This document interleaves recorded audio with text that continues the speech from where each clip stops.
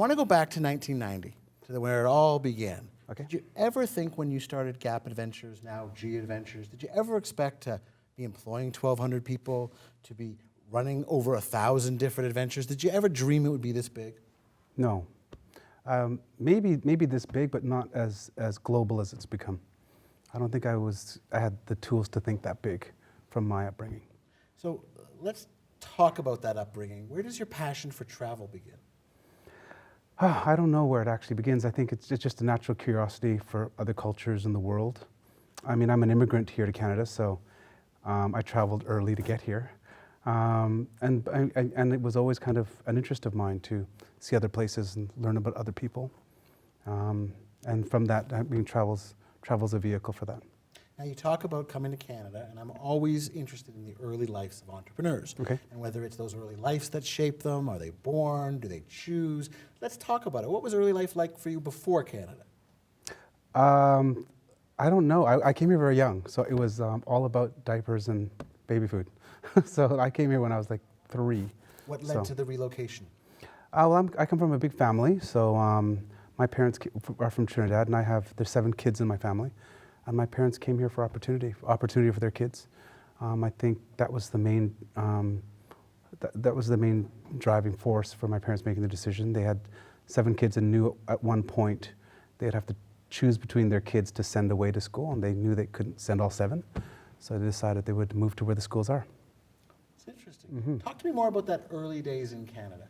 Okay. Growing up in Canada and what your experience was like. It was tough actually for us. I mean, we were in Calgary. I mean, I arrived in Calgary in 1969. It was. I mean, I think my parents were ill prepared in many ways for winters first of all, and just a very different cultural life. So I mean, luckily I think being a big family, we were very close and we supported each other and pretty much became much of an island. So I had a really good upbringing in Calgary, but I think it was tough. It was tough for our family. We're a typical immigrant story coming here for opportunity, and my parents made the best with what they had and worked very hard. We took care of each other. My both parents worked all the time. So in that case, did the younger kids be looked after by the older kids? Was Yeah. it a family? Were you helping out of the family business?